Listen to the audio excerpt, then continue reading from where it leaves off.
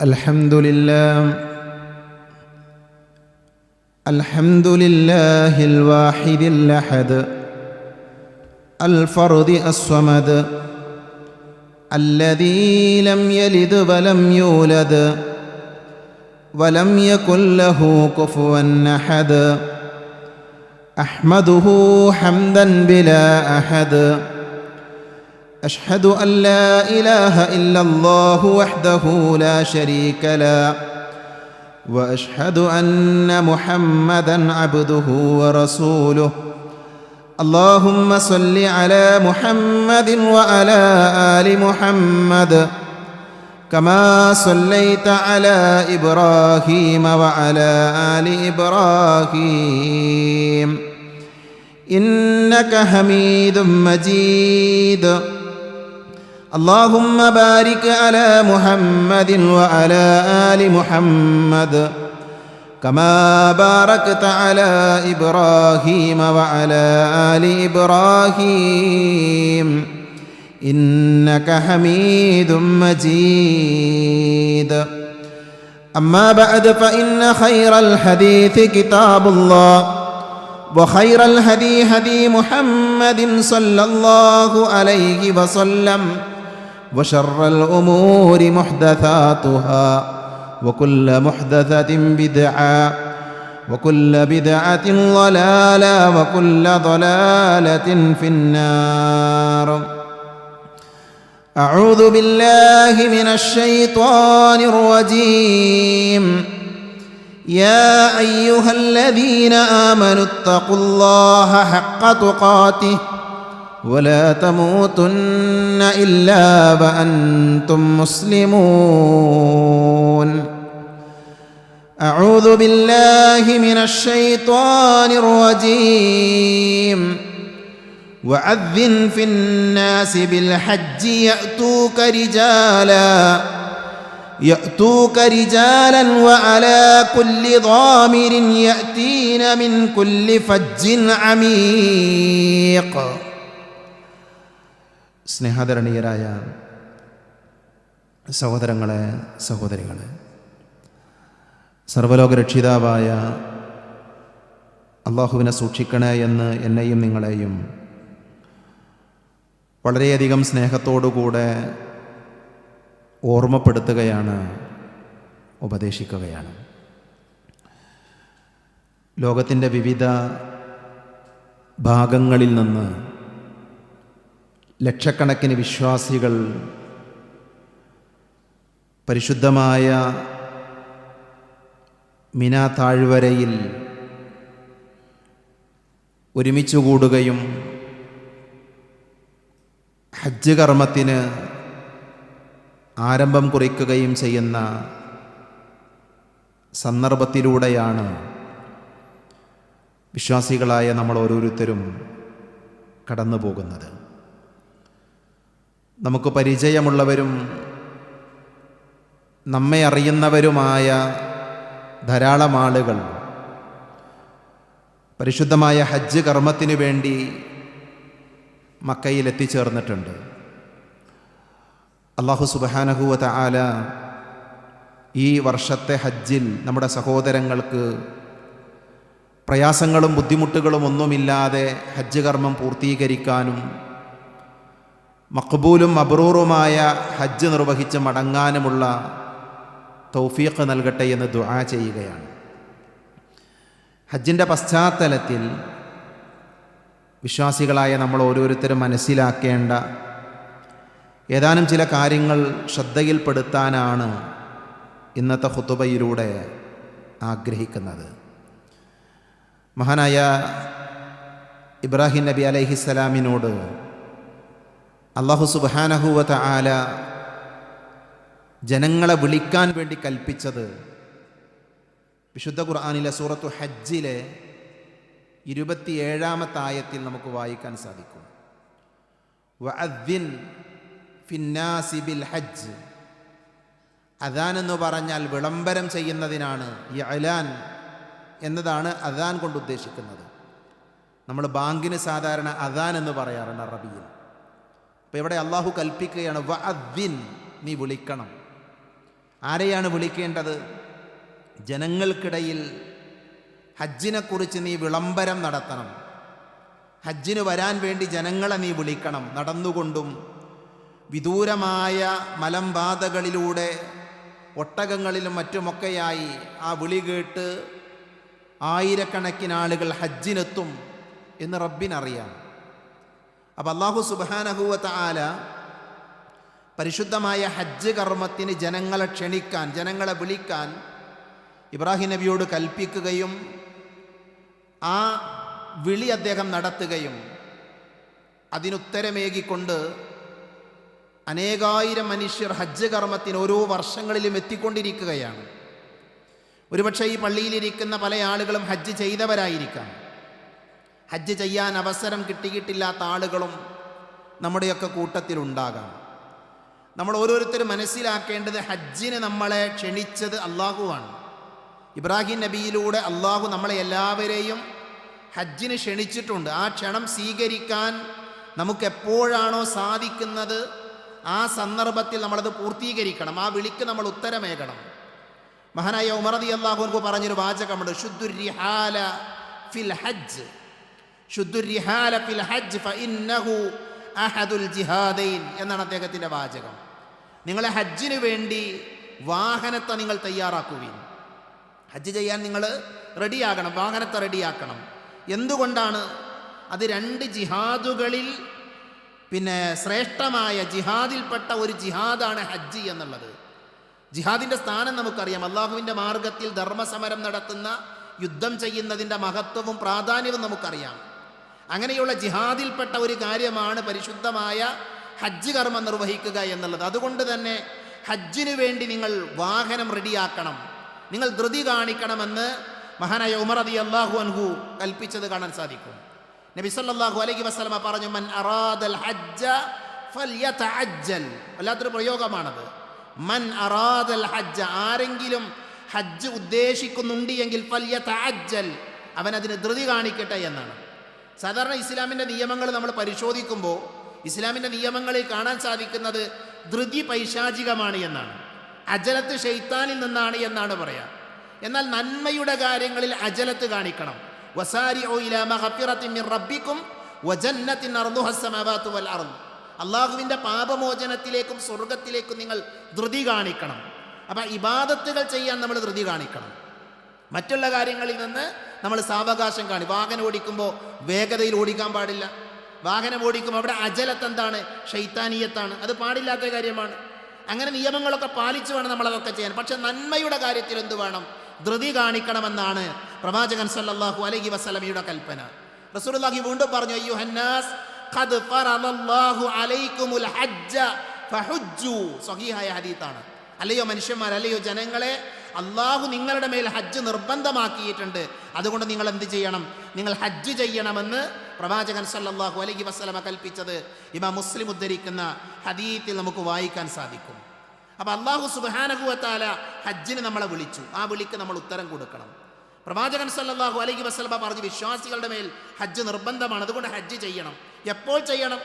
എത്ര വേഗം ഹജ്ജ് ചെയ്യാൻ സാധിക്കുമോ അത്രയും വേഗം ഹജ്ജ് ചെയ്യണം. ഫൽയുഹജ്ജിൽ, നിങ്ങൾ ധൃതി കാണിക്കണമെന്നാണ് പ്രവാചകൻ സല്ലല്ലാഹു അലൈഹി വസല്ലം പഠിപ്പിച്ചത്.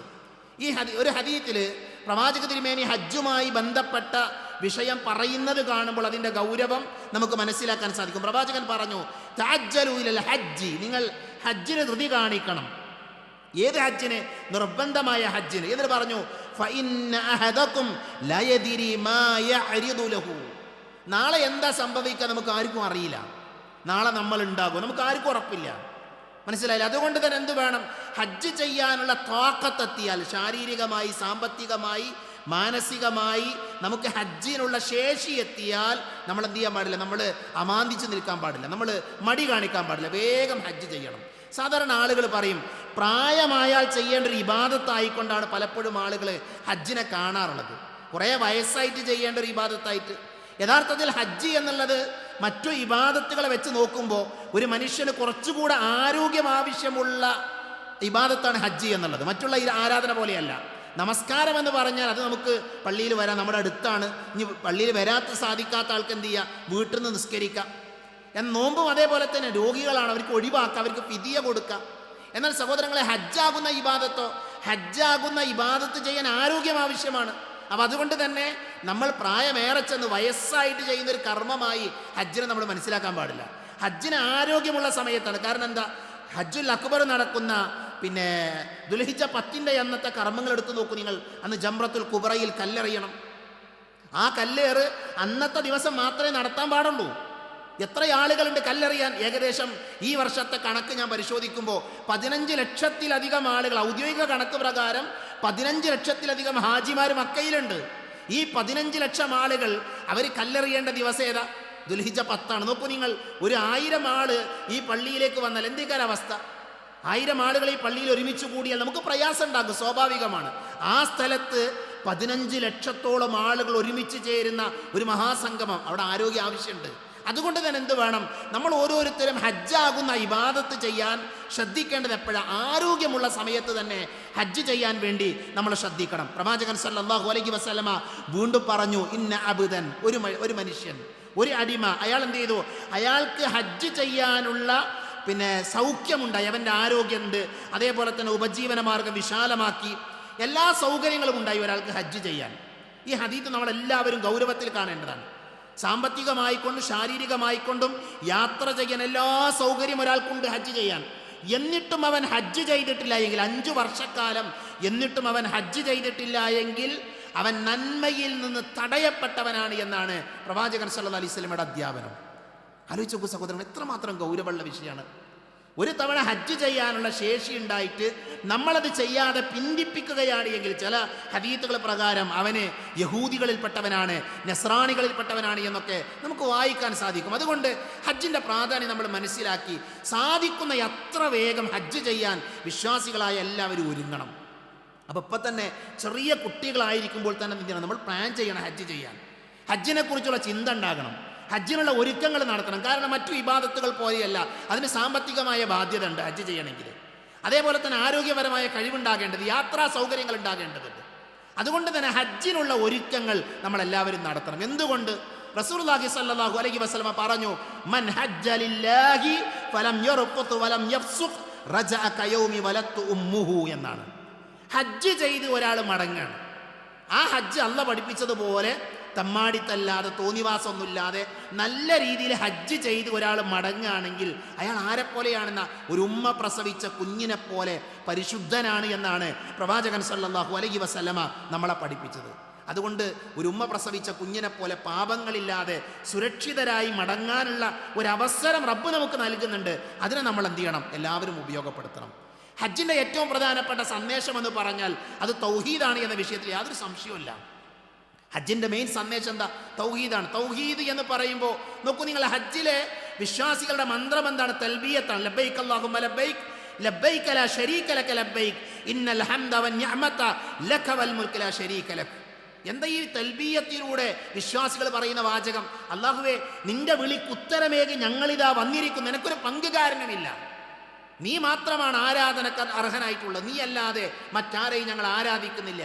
തൗഹീദിൻ്റെ പ്രഖ്യാപനമാണ് ഹാജിമാരായ ആളുകൾ മിനയിലും മുസ്ദലിഫയിലും അതേപോലെ തന്നെ അറഫയിലും ഒക്കെ നടത്തിക്കൊണ്ടിരിക്കുന്നത്. അവർ തൽബിയത്ത് അവസാനിപ്പിക്കപ്പോഴറിയോ? ദുൽഹിജ്ജ 10 അന്ന് ജംറയിൽ കല്ലെറിയാൻ വരുന്ന സമയത്ത് തൽബിയത്ത് അവസാനിപ്പിക്കുക, പിന്നെ അവിടുന്ന് തക്ബീറ ചൊല്ലേണ്ടത്.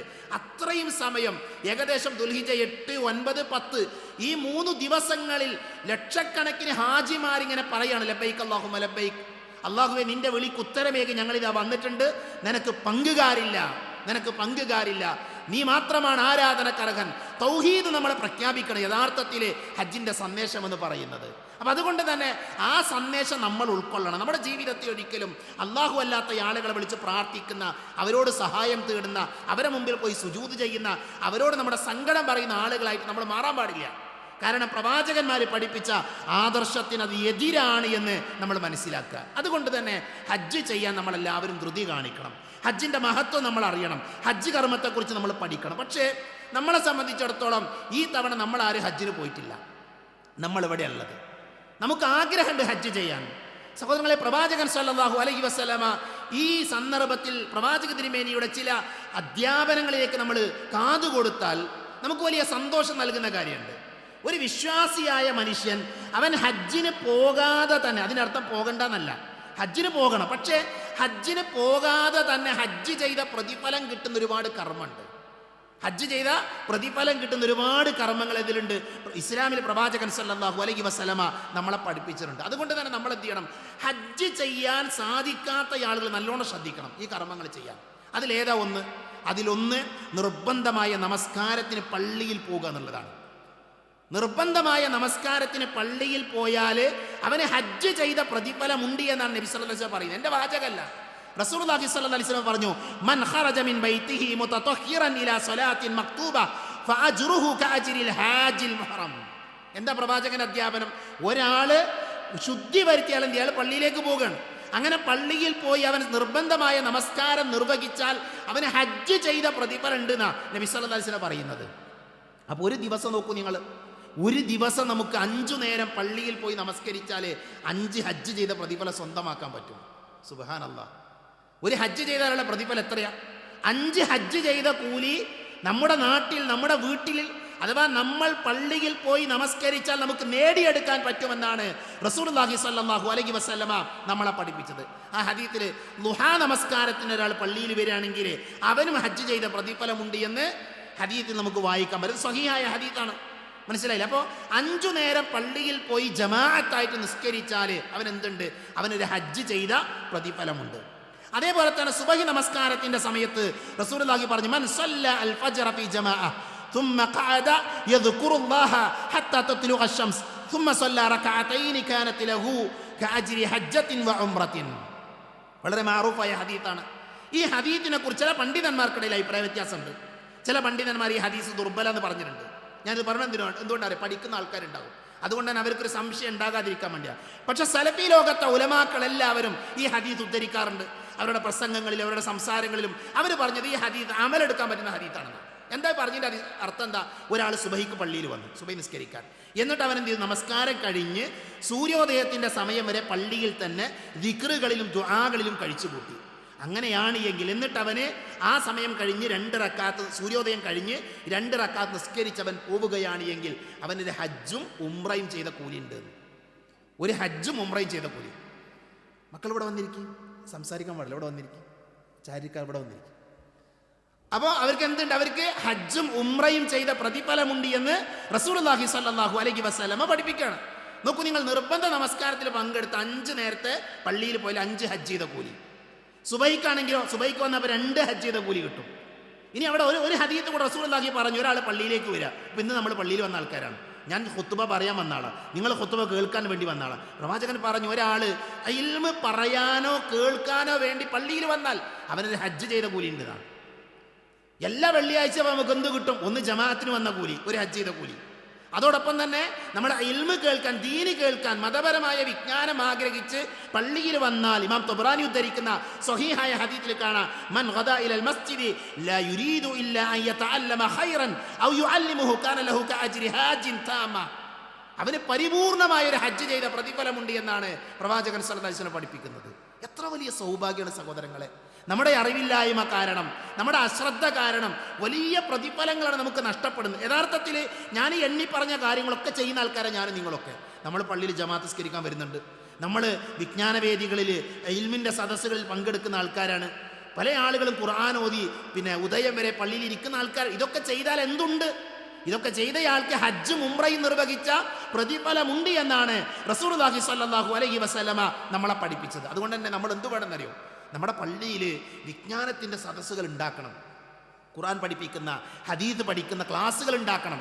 പള്ളിയിൽ നമുക്ക് ഇൽമ് പറഞ്ഞു തരുന്ന ആളുകൾ നമ്മൾ ആവശ്യപ്പെടണം. കാരണം എന്താ? ആ ഇൽമിൻ്റെ സദസ്സിൽ വന്നാൽ ഒരു ഹജ്ജ് ചെയ്ത പ്രതിഫലമാണ്. നമ്മുടെ വാട്സപ്പിലേക്ക് ഒരു നോട്ടീസ് വന്നു, പള്ളിയിൽ ഒരു ക്ലാസ് ഉണ്ട്, ഒരു മടിയും കൂടാതെ പള്ളി പോകാൻ പറ്റണം. എന്തുകൊണ്ടാ? അവിടെ പോയാൽ ഒരു ഹജ്ജ് ചെയ്ത കൂലിയാണ്. എന്തിനാ നഷ്ടപ്പെടുന്നത്? എത്ര മണിക്കൂർ വേണം? എത്ര സമയം വേണം? ഏറി വന്നാൽ ഒരു ക്ലാസ് 40 മിനിറ്റ് അല്ലെങ്കിൽ 45 മിനിറ്റ് പള്ളിയിൽ പോയ ജമാഅത്തായി നിസ്കരിക്കുക, അതിന് കൂലി. അതുകൊണ്ട് തന്നെ ഇത്തരം പ്രതിഫലങ്ങളെല്ലാം നേടിയെടുക്കാൻ എന്ത് ചെയ്യണം? നമ്മൾ ഓരോരുത്തരും ശ്രദ്ധിക്കണം. അതേപോലെ തന്നെ നമസ്കാര ശേഷമുള്ള ദിക്റുകൾ, ഞാൻ കൂടുതൽ വിശദീകരിക്കേണ്ട ആവശ്യമില്ല. നമസ്കാര ശേഷം നമ്മൾ ചെല്ലുന്ന ദിക്റുകൾ, ആ ദിക്റുകൾ കൃത്യമായി നിർവഹിക്കുന്ന ഒരാൾക്ക് പരിശുദ്ധമായ ഹജ്ജ് നിർവഹിച്ച കൂലിയുണ്ട് എന്ന് പ്രവാചകൻ സല്ലല്ലാഹു അലൈഹി വസല്ലം പഠിപ്പിച്ചത് സുദീർഘമായ ഹദീസിൽ കാണാൻ പറ്റും. അല്ലാഹു റസൂലിനോട് ചില ആളുകൾ ചെന്നിട്ട് സങ്കടം പറഞ്ഞത്, നബിയെ, ഞങ്ങൾ പൈസ ഇല്ലാത്ത ആൾക്കാരാണ്, പാവപ്പെട്ട ആൾക്കാരാണ്, ഞങ്ങളുടെ കൂട്ടത്തിൽ സമ്പന്നരായ ആളുകൾ സ്വതക്കൊക്കെ നൽകി, അതേപോലെ തന്നെ അവരുടെ സക്കാത്ത് മറ്റൊക്കെ നൽകിയിട്ട് അവർ പ്രതിഫലം കൂടുതൽ വാങ്ങുകയാണ്, അപ്പം ഞങ്ങൾക്കതിന് പറ്റുന്നില്ല എന്ന് ആവലാതി പറഞ്ഞപ്പോഴാണ് നബി സല്ലല്ലാഹു അലൈഹി വസല്ലം അവരോട് പറയുന്നത്, നിങ്ങൾ സുബ്ഹാനല്ലാഹ്, അൽഹംദുലില്ലാഹ്, അല്ലാഹു അക്ബർ എന്ന തസ്ബീഹുകൾ നിങ്ങൾ നടത്തിക്കോളൂ, അതിലൂടെ നിങ്ങൾക്ക് ഹജ്ജ് ചെയ്ത പ്രതിഫലം സ്വന്തമാക്കാൻ സാധിക്കുമെന്ന് പ്രവാചകൻ സല്ലല്ലാഹു അലൈഹി വസല്ലം പഠിപ്പിച്ചത് ഇമാം മുസ്ലിം ഉദ്ധരിക്കുന്ന ഹദീത്തിൽ നമുക്ക് വായിക്കാൻ പറ്റും. അപ്പോൾ ഇതൊക്കെ ഹജ്ജ് ചെയ്ത പ്രതിഫലം സ്വന്തമാക്കാൻ സാധിക്കുന്ന കർമ്മങ്ങളാണ്. അതേപോലെ ഹാജിയായ ഒരാൾ, ഹജ്ജിന് പോകാൻ ഉദ്ദേശിച്ച ഒരാൾ നമ്മൾ സഹായിക്കുക, അയാളെ നമ്മൾ ഹജ്ജ് ചെയ്യാനുള്ള സഹായങ്ങൾ അയാൾക്ക് ചെയ്തു കൊടുത്താൽ എന്ത് ചെയ്യും? നമുക്കും ഹജ്ജ് ചെയ്ത പ്രതിഫലം കിട്ടുമെന്ന് നബി സല്ലല്ലാഹു അലൈഹി വസല്ലം പഠിപ്പിച്ചിട്ടുണ്ട്. ഞാനതൊന്നും ഹദീസ് ഉദ്ധരിക്കുന്നില്ല. റമളാനിൽ ഉംറ ചെയ്യുക എന്നുള്ളത് നബി സല്ലല്ലാഹു അലൈഹി വസല്ലമയുടെ കൂടെ ഹജ്ജ് ചെയ്ത കൂലിയാണ്. ഉംറക്ക് പോകുന്ന ആൾക്കാരുണ്ടാകും. അപ്പോൾ ഒന്ന് ശ്രദ്ധിക്കുക, ഒന്ന് പ്ലാൻ ചെയ്യുക, റമളാനിലാക്കുക ഉംറ. അങ്ങനെ റമളാനിൽ ഉംറക്ക് പോയാൽ എന്താ അതിൻ്റെ പ്രതിഫലം എന്താ? പ്രവാചകൻ പറഞ്ഞു, ഉംറത്തുൻ ഫീ റമളാൻ തഅദിലു ഹജ്ജതൻ, അത് ഹജ്ജിന് പകരമാണ്, അഥവാ ഹജ്ജ് ചെയ്ത പ്രതിഫലം അതിനുണ്ട്. വേറെ ഹദീസിലുള്ളത് എൻ്റെ കൂടെ ഹജ്ജ് ചെയ്ത പ്രതിഫലം ഉണ്ട് എന്നാണ്. ഇതൊക്കെ സ്വഹീഹായ ഹദീസുകളാണ്. അതുകൊണ്ട് നമ്മളെല്ലാവരും ഈ അവസരങ്ങൾ എന്ത് ചെയ്യണം? നമ്മൾ ഉപയോഗപ്പെടും, നമ്മൾ ധൃതി കാണിക്കണം. പ്രത്യേകിച്ച് ദുൽഹിജ്ജ മാസത്തിലെ ആദ്യത്തെ 10 ദിവസങ്ങളാണ്. ഈ 10 ദിവസങ്ങളിലെ നന്മകൾക്ക് വലിയ പ്രതിഫലമുണ്ട്. അതുകൊണ്ട് ഈ നന്മകൾ സ്വന്തമാക്കാൻ നമ്മൾ ശ്രദ്ധിക്കുക. അല്ലാഹു സുബ്ഹാനഹു വ തആല നമുക്കതിന് തൗഫീഖ് നൽകി നമ്മെ അനുഗ്രഹിക്കുമാറാകട്ടെ.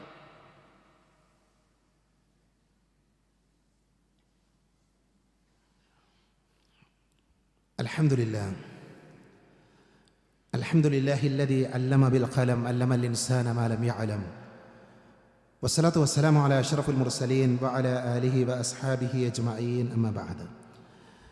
ഒരിക്കൽ കൂടെ അള്ളാഹുവിനെ സൂക്ഷിക്കണേ എന്ന് ഓർമ്മപ്പെടുത്തുകയാണ്. നമ്മൾ പ്രതീക്ഷിക്കാത്ത സമയത്താണ് നമ്മുടെ ജീവിതത്തിലേക്ക് പലപ്പോഴും ദുരിതങ്ങളും ദുരന്തങ്ങളും കടന്നു വരാറുള്ളത്. ഒരുപക്ഷെ നമ്മളെല്ലാവരും സന്തോഷിച്ചു കൊണ്ടിരിക്കുന്ന ഈ സന്ദർഭത്തിൽ നമ്മുടെ കേരളത്തിലെ പല വീടുകളിലും അഗാധമായ ദുഃഖത്തിലാണ്, വലിയ വേദനയിലാണ്. ഇന്ന് നമ്മുടെ രാജ്യത്തിലെ, നമ്മുടെ സംസ്ഥാനത്തിലെ കൊച്ചിയിലെ എയർപോർട്ടിലേക്ക് കുവൈത്തിൽ നിന്ന് പറന്നുയർന്നു വരുന്ന വിമാനത്തിൽ നിശ്ചലമായ ഒരുപാട് മയ്യത്തുകളാണ് വരുന്നത്. നമ്മളെപ്പോലെ സ്വപ്നങ്ങളുള്ള ആളുകളായിരുന്നു അവർ. അവരുടെ കുടുംബത്തെ സംരക്ഷിക്കാൻ, മക്കളെ, ഭാര്യയെ, മാതാപിതാക്കളെ, അവരുടെയൊക്കെ സംരക്ഷണത്തിന് വേണ്ടി ഒരുപാട് സ്വപ്നങ്ങളുമായി പ്രവാസിയായ ആളുകൾ. നോക്കൂ നിങ്ങൾ, അവരാ രാത്രി ഉറങ്ങാൻ കിടക്കുന്നപ്പോൾ, രാത്രി അവർ ഉറങ്ങുമ്പോൾ അവരാരെങ്കിലും പ്രതീക്ഷിച്ചിട്ടുണ്ടാകുമോ നാളത്തെ പ്രഭാതത്തിൽ ഞങ്ങൾ ഉണ്ടാവില്ല എന്ന്? മരണം ഞങ്ങളെ പിടികൂടുമെന്ന് അവർ ചിന്തിച്ചിട്ടുണ്ടാകുമോ? ഒരിക്കലുമില്ല. പക്ഷെ തൊട്ടടുത്ത ദിവസത്തെ പ്രഭാതം, ആ പ്രഭാതത്തെ സ്വീകരിക്കാൻ അവർക്ക് സാധിച്ചിട്ടില്ല. റബ്ബിൻ്റെ അലംഘനീയമായ വിധിയാണ്. നമ്മൾ പ്രതീക്ഷിക്കാത്ത സമയത്താണ് നമ്മുടെ ജീവിതത്തിലേക്ക് ദുരന്തങ്ങൾ കടന്നു വരിക. അവരാരും മരണത്തെ കൊതിച്ച ആളുകളല്ല, ജീവിക്കണമെന്ന് ആഗ്രഹമുള്ള ആളുകളാണ്. ഇന്നലെ മരിച്ച ആളുകളുമായി ബന്ധപ്പെട്ട വാർത്തകൾ അതിങ്ങനെ വായിച്ചു പോയപ്പോൾ, ചാനലുകളിൽ അത് റിപ്പോർട്ട് ചെയ്തപ്പോൾ അതിലൊരു വാർത്ത കേട്ടത്, ഒരു സഹോദരൻ അയാൾ നാട്ടിലേക്ക് വരാൻ നിൽക്കുകയാണ്. അയാളുടെ മകൾക്കൊരു അഡ്മിഷൻ എടുക്കാൻ വേണ്ടി മകളെയും കൊണ്ട് യാത്ര ചെയ്യാൻ വേണ്ടിയുള്ള എല്ലാ കാര്യങ്ങളും ഒരുക്കി വെച്ചിട്ടുണ്ട് അദ്ദേഹം. നോക്കൂ നിങ്ങൾ, ഏതാനും ദിവസങ്ങൾ കഴിഞ്ഞാൽ മകളുടെ സമീപത്തേക്ക് വരും. മകൾക്കൊരു സ്ഥാപനത്തിൽ അഡ്മിഷൻ എടുക്കണം. അതിനുള്ള യാത്ര, ബാംഗ്ലൂരിലേക്ക് യാത്ര ചെയ്യാനുള്ള സൗകര്യങ്ങൾ വരെ അയാൾ തയ്യാറാക്കിയിട്ടുണ്ട്. അയാൾ എങ്ങനെയാണ് മരണത്തെ പ്രതീക്ഷിച്ചു എന്ന് പറയാം? മനുഷ്യൻ പ്രതീക്ഷിക്കാത്ത സമയത്താണ് മനുഷ്യൻ്റെ ജീവിതത്തിലേക്ക് ദുരിതങ്ങളും ദുരന്തങ്ങളൊക്കെ കടന്നു വരുന്നത്. ഇത് നമുക്കുള്ള പാഠമാണ്. കേവലം വായിച്ചു തള്ളാനുള്ള, കേട്ടു മറക്കാനുള്ളൊരു വാർത്തയല്ല. ഒരു നാം പ്രതീക്ഷിക്കാത്ത, നാം നനച്ചിരിക്കാത്ത ഒരു സമയത്ത് നമ്മുടെ ജീവിതത്തിലേക്കും ഇതേപോലെ മരണങ്ങൾ കടന്നു വരും സഹോദരങ്ങളെ. നമ്മുടെ മരണം നമ്മളെ പിടികൂടും. അതൊരു യാഥാർത്ഥ്യമാണ്, അതിൽ യാതൊരു സംശയമല്ല. മരിക്കുമെന്നുള്ള കാര്യമാണ് ഉറപ്പുള്ള കാര്യം, ബാക്കിയുള്ളതൊക്കെ സംശയമാണ്. ഒരാൾ വിവാഹം കഴിക്കോ, ഉറപ്പുള്ള കാര്യമല്ല. ഒരാൾ വീടുണ്ടാക്കോ, യാതൊരു ഉറപ്പുമില്ല. പക്ഷെ ഒരു കാര്യം ഉറപ്പാണ്, അവൻ മനുഷ്യനായി ഭൂമിയിൽ പറന്നിട്ടുണ്ടോ അവന് മരണമുണ്ട്. കുല്ലു നഫ്സിൻ ദാഇഖത്തുൽ മൗത്ത്. എല്ലാ ആത്മാവുകളും മരണത്തിൻ്റെ രുചി അറിയുക തന്നെ ചെയ്യും. അതുകൊണ്ട് തന്നെ ചുറ്റുപാടിൽ നിന്ന് കേൾക്കുന്ന വാർത്തകൾ, ചുറ്റുപാടിൽ നടന്നുകൊണ്ടിരിക്കുന്ന സംഭവങ്ങൾ നമുക്കുള്ള പാഠങ്ങളാണ്.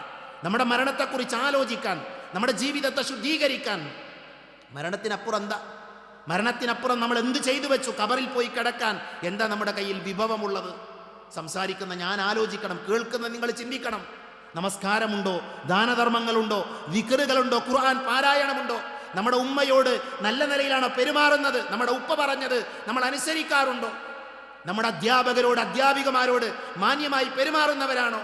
നമ്മുടെ സഹപ്രവർത്തകരോട്, സഹപാഠികളോട് നന്നായി ഇടപഴകുന്ന ആളുകളാണോ? ആളുകളെ കാണുമ്പോൾ പുഞ്ചിരിക്കാറുണ്ടോ?